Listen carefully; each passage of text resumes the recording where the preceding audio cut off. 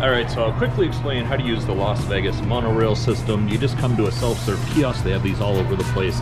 Then you have your options for one ride, a 24-hour pass, a 3-day, or a 4-day. A one ride is $5, 24 is $13, 3-day is $29, and a 4-day is $36. All right, so you just select how many tickets you want and how many days you want it for. You whack your credit card in.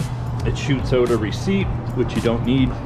All you need is this card right here, and you just come over to the machine, just put it straight in the bottom here.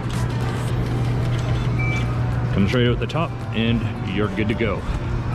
All right, guys, and here's a list of the stations from the Sahara, and then you got the Westgate, the Convention Center, Harrah's and the Link, Flamingo and Caesars, Bally's and Paris, and then finally, on the other end of the strip, the MGM station.